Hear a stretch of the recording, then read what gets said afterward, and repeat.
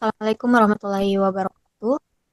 Kenalkan kami dari kelompok 6 akan membawakan materi mengenai periklanan korporat. Materi pertama akan dibawakan oleh Nur Atifah Safira.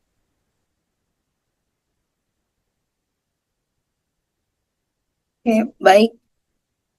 Saya akan menjelaskan tentang iklan.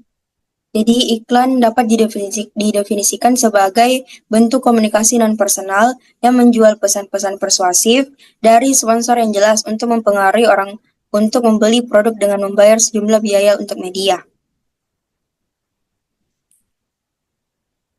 Sejumlah biaya ini diperuntukkan untuk sewa kolom surat kabar atau majalah, slot waktu untuk televisi dan radio, serta sewa ruang untuk media luar ruang seperti reklaim. Dan adapun jenis-jenis iklan, eh, ada tiga, yaitu iklan informasi, persuasi, dan iklan pengingat. Iklan informasi, sebuah iklan dikategorikan iklan informasi jika materi iklan bertujuan untuk memberitahu tentang produk baru, memberitahu perubahan harga atau kemasan, dan menjelaskan cara kerja produk.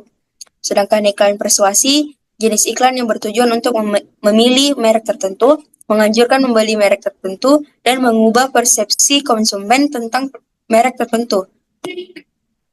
Dan iklan pengingat mengingatkan bahwa produk itu mungkin akan sangat dibutuhkan dalam waktu dekat ini, menjaga kesadaran akan produk, dan menjalin hubungan baik dengan konsumen. Berdasarkan sifatnya, iklan juga dibagi menjadi dua yakni iklan komersial dan non-komersial. Iklan komersial adalah iklan yang bersifat menjual produk atau jasa secara langsung, yang termasuk ke dalam jenis ini seperti iklan konsumen, iklan antar bisnis, iklan perdagangan, iklan pengecer, dan iklan respon langsung. Dan iklan non-komersial adalah iklan yang bersifat tidak secara langsung menjual produk atau jasa. Termasuk dalam iklan ini antara lain iklan-iklan corporate, iklan public relation, iklan rekrutmen, dan iklan layanan masyarakat, iklan identitas korporat, maupun iklan institusi. Iklan-iklan ini menjual ide atau gagasan untuk kepentingan atau pelayanan masyarakat, membangun kesadaran merek dan citra perusahaan. Biasanya iklan non-komersial ini merupakan alat mendukung kampanye public relation dan social marketing, sedangkan iklan komersial biasanya merupakan bagian kampanye pemasaran produk. Baik, saya kembalikan ke moderator. Oke, materi selanjutnya akan dibawakan oleh Amanda Marsabila. Fungsi periklanan korporat. Iklan korporat memiliki karakteristik yang berbeda dibandingkan dengan iklan produk, yaitu tidak bertujuan langsung untuk menjual produk, melainkan membangun citra, komunikasi, dan pemahaman yang lebih mendalam dengan khalayak. Berikut adalah fungsi periklanan korporat yang dijalankan oleh praktisi public relation. Yang pertama, memperkenalkan nama baru perusahaan atau produk. Ketika sebuah perusahaan mengubah nama atau memperkenalkan merek baru, periklanan korporat digunakan untuk menjangkau khalayak luas dengan cepat. Contohnya adalah perubahan nama TV7 menjadi Trans7 atau rebranding produk dari Sari Puspa menjadi Sovel. Yang kedua itu mensosialisasikan merger, akuisisi, dan diversifikasi usaha. Merger adalah penggabungan dua atau lebih perusahaan dalam satu manajemen. Akuisisi adalah proses pengambil alih kepemilikan perusahaan oleh pihak baru. Diversifikasi adalah upaya perusahaan untuk mengembangkan bidang usahanya ke sektor baru. Informasi mengenai ketiga hal ini penting untuk disampaikan kepada publik agar mereka memahami perubahan yang terjadi dalam perusahaan. Yang ketiga yaitu perubahan personel. Perubahan dalam jajaran manajemen seperti pergantian direksi atau penambahan personel baru perlu dikomunikasikan kepada publik untuk menjaga transparansi dan meningkatkan kepercayaan. Yang keempat itu progress report. Periklanan corporate dapat digunakan untuk menyampaikan laporan pengembangan perusahaan termasuk pencapaian prestasi, kontribusi sosial atau investasi kepada masyarakat, dan laporan keuangan. Yang kelima yaitu mengatasi situasi darurat perusahaan atau corporate emergency. Dalam kondisi krisis, iklan dapat membantu PR meminimalkan dampak negatif dengan menyampaikan informasi penting kepada publik, seperti klarifikasi atau langkah-langkah yang diambil untuk mengatasi masalah. Yang keenam yaitu menjalin hubungan produk yang dilarang, yaitu beberapa produk seperti rokok, minuman keras, atau kondom memiliki pembatasan iklan. Sebagai solusi, perusahaan menggunakan iklan korporat untuk mempromosikan citra positif seperti program pendidikan, kegiatan sosial, atau hiburan. Contohnya, iklan Sempurna yang membahas program bimbingan anak, yaitu Sempurna Indonesia selenggarakan After School Program 2017. 8. Yaitu mendukung program pemerintah. Iklan korporat dapat berperan dalam mendukung program pemerintah, misalnya melalui kampanye layanan masyarakat atau pemasaran sosial marketing yang mencerminkan komitmen perusahaan terhadap kesejahteraan masyarakat. Terima kasih, saya kembalikan ke moderator.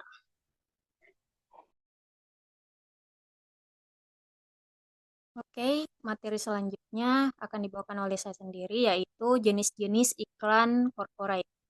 Yang pertama ada iklan institusional atau institutional advertising, yaitu jenis iklan corporate yang bertujuan untuk membangun citra perusahaan. Yang kedua ada iklan public relation, yaitu bertujuan untuk memberikan informasi-informasi penting tentang perusahaan kepada publiknya. Yang ketiga ada iklan recruitment atau iklan lowongan kerja. Melalui iklan lowongan kerja ini, para pencari kerja dipermudahkan karena mendapatkan informasi tentang peluang kerja yang dibutuhkannya. Dan yang keempat ada iklan layanan masyarakat atau public service advertising, yaitu iklan yang berisi pesan-pesan yang mengingatkan dan mengajak masyarakat untuk berpartisipasi menyukseskan program-program yang ditujukan untuk kemaslahatan bersama. Dan yang terakhir ada iklan identitas corporate atau corporate identity advertising, yaitu identitas perusahaan pada dasarnya merupakan simbol-simbol yang digunakan untuk mempresentasikan perusahaan di mata publik. Dan materi selanjutnya akan dibawakan oleh Rizka Amelia.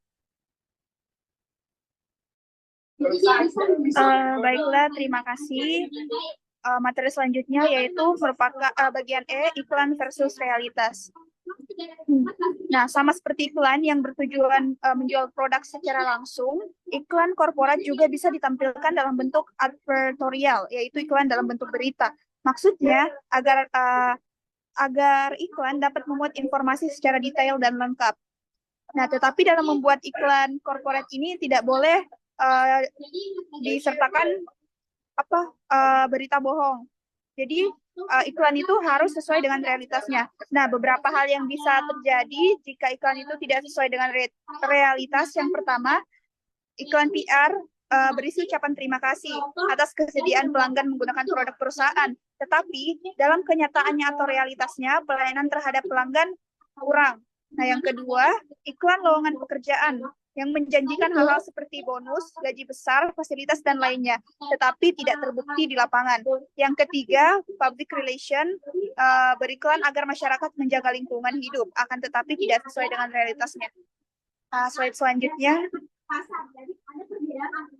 Nah, di Amerika Serikat sendiri terdapat Federal Trade Commission Act, yakni aturan tentang periklanan.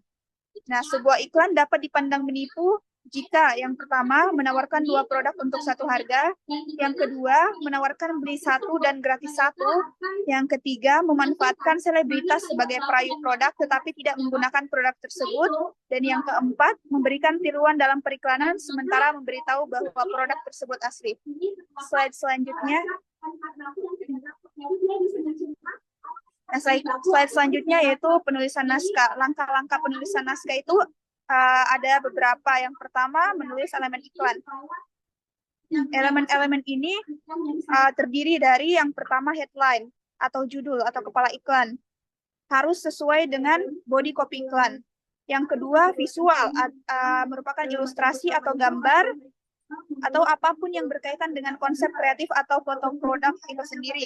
Yang ketiga, body copy adalah teks yang memberikan informasi lebih perinci tentang produk atau jasa yang telah dijual. Yang keempat, product shoot adalah foto produk yang sekaligus menampilkan nama merek. Yang kelima, baseline adalah bagian yang terletak paling bawah atau akhir. Yang keenam ada flash, yaitu kata-kata tambahan untuk menarik dan merangsang konsumen seperti kata baru, pertama kali, dan harga turun. Yang ketujuh ada kupon, merupakan tambahan bila pengiklan ingin mendapatkan respons langsung. Nah, yang kedua, tahapan menulis naskah iklan. Ada 4 tahap utama dalam membuat iklan. Yang pertama, mengumpulkan dan mempersiapkan informasi pemasaran yang tepat agar dapat menemukan strategi kreatif iklan. Yang kedua, dengan informasi yang didapat, menetapkan suatu posisi atau platform dalam pemasaran, serta menemukan tujuan iklan yang akan dihasilkan. Yang ketiga, presentasi atau pembuatan mock-up dan prototype. Dan yang keempat, produksi atau eksekusi kreatif iklan sesuai dengan medianya dan juga pemilihan media. Yang ketiga, menulis headline. Headline itu merupakan bagian terpenting dari iklan. Fungsinya sama seperti judul dalam berita. Karena itu diusahakan headline menarik dan juga mampu merangsang orang membaca body copy. Nah, yang selanjutnya, naskah iklan advertorial. Nah, naskah iklan advertorial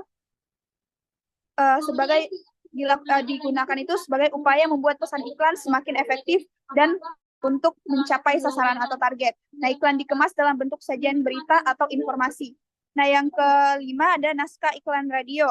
Naskah iklan radio itu sama seperti press release. Nah, perbedaan pokoknya antara naskah iklan cetak dan radio terletak pada jenis medianya. Iklan cetak dapat dilihat dan dibaca sehingga bisa diulang-ulang, tetapi iklan radio yang didengar mempunyai sifat selintas dan anti detail. Yang keenam ada iklan adlib. Apa sih itu tanggapan? Bagaimana bentuknya? Kemudian kita mengimplementasikan tanggapan tersebut melalui game. Iklan adlib merupakan iklan yang dibaca atau disampaikan langsung oleh penyiar. Penulisannya sama seperti menyampaikan informasi press release untuk media cetak. Jadi kalau penulisan iklan adlib itu harus diusahakan singkat tetapi padat dan juga bergaya obrolan. Nah, yang terakhir atau yang ketujuh ada naskah iklan televisi. Naskah iklan televisi penulisannya harus mencakup 2 unsur, yaitu audio dan juga visual. Naskah iklan televisi biasa disebut storyline. Storyline ini kemudian diubah ke dalam storyboard, yaitu gambaran perlakuan dari naskah iklan yang berisi teks iklan dan gambar visualisasi. Storyboard akan memandu sutradara pada saat pengambilan gambar, dan storyboard ini seperti komik, cerita bergambar, dan fungsinya memandu sutradara pada saat pengambilan gambar. Mungkin itu saja yang bisa saya sampaikan. Saya kembalikan ke moderator. Baik, mungkin itu saja yang bisa kita sampaikan. Kesimpulan dari periklanan korporat adalah strategi komunikasi pemasaran yang komprehensif, yang dirancang untuk membangun dan memperkuatkan citra organisasi secara keseluruhan. Fokusnya tidak hanya pada promosi produk atau jasa, melainkan pada pembentukan persepsi positif tentang perusahaan di mana mata publik, investor, konsumen, dan pemangku kepentingan lainnya. Dalam praktiknya, periklanan korporat mencangkup upaya sistematis untuk mengkomunikasikan visi misi, nilai-nilai, dan kontribusi sosial perusahaan. Tujuannya untuk menciptakan identitas merek yang kuat, membangun kepercayaan, dan membedakan organisasi dari kompetitor melalui narasi yang koheren dan autentik. Mungkin itu saja yang bisa kami sampaikan. Kurang dan lebihnya mohon dimaafkan. Wassalamualaikum warahmatullahi wabarakatuh.